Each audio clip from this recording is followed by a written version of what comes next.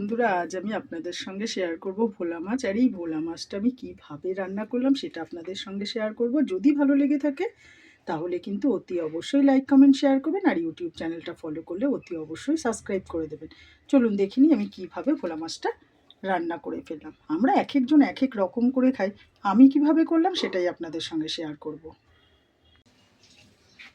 Hello বন্ধুরা, আজ আমি করে নেব ভোলা মাছ। আর এদিকে দেখুন তেলটা কত সুন্দরভাবে গরম হয়ে গেছে। এবার আমি মাছগুলোকে ভেজে ফেলবো।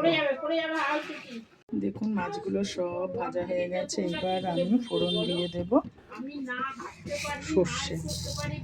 আর এইদিকে দেখুন আমি সর্ষে, পোস্ত, কাঁচা লঙ্কা, আবার একটু চিড়েও নিয়েছি, একটু নারকোল, সব জিরে গুঁড়ো সব নিয়ে বেটে নিয়েছি। এবার আমি দিয়ে দেব। দিয়ে আমি এবার ভালো করে কষিয়ে নেব। তারপরে আমি হলুদ নুন দেবো।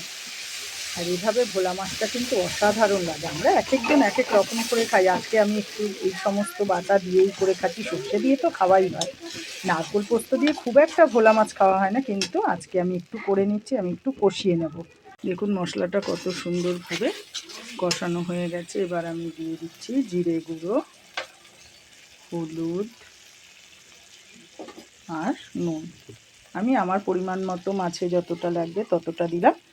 দিয়ে আবারও একটু কষিয়ে নেব। এবার আমি দিয়ে দেব গরম জলটা। আর মাছটা খুব একটা ঝোল হবে না, তো আমি কিন্তু অল্প পরিমাণেই জলটা দেব। এখন মশলাটা কত সুন্দরভাবে কষে গেছে দেখুন, বুঝেছেন তো? এবার আমি দিয়ে দিচ্ছি গরম জলটা। আর এদিকে তো মাছটা সুন্দরভাবে ভেজে রেখেই দিয়েছি। এবার দিয়ে দিলাম গরম জলটা। দিয়ে একটু ফুটতে সময় দেব। তারপরে আমি মাছগুলোকে দিয়ে ফুট আসলে ওপর দিয়ে ছড়িয়ে দেবো ধনে পাতা।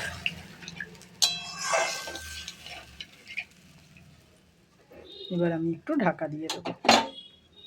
ঝোলটা কত সুন্দরভাবে ফুটে গেছে। এইবার আমি ভাজা মাছগুলোকে কিন্তু দিয়ে দেব।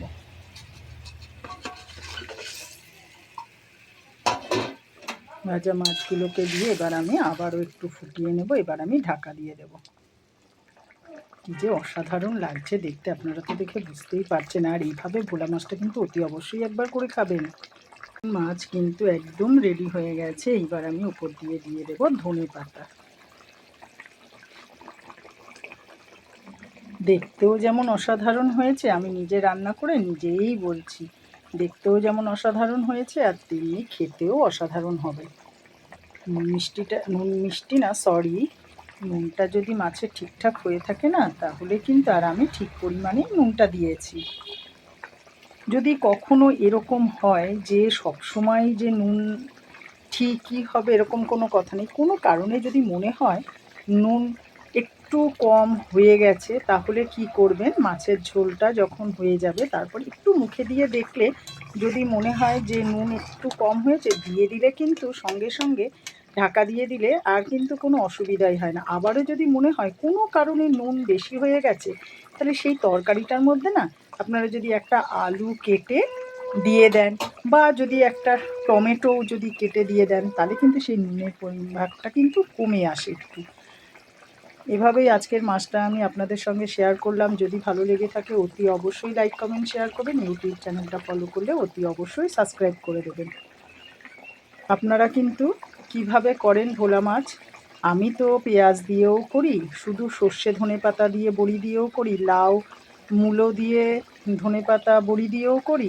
আবার আমি কিন্তু দেখুন আজকে কিভাবে রান্নাটা করেছি সেটা তো আপনাদের সঙ্গে শেয়ার করেছি। দিয়েছি নারকোল, পোস্ত, সর্ষে, ধনে পাতা, জিরে, কাঁচা লঙ্কা, নুন, হলুদ সমস্ত কিছু দিয়েই রান্নাটা করেছি। যদি ভালো লেগে থাকে তাহলে কিন্তু অতি অবশ্যই একবার করে খাবেন। দেখুন ঝোলটা কিন্তু খুব বেশি নেই, এরপর ঝোলটা কিন্তু আরেকটু টানবে। এবার আমি ঢাকা দিয়ে দেব।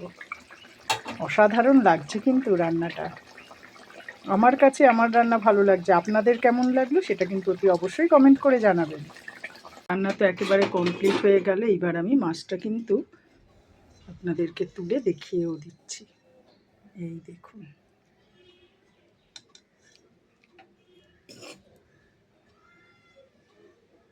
এভাবেই আজকে রান্নাটা আমি শেয়ার করলাম।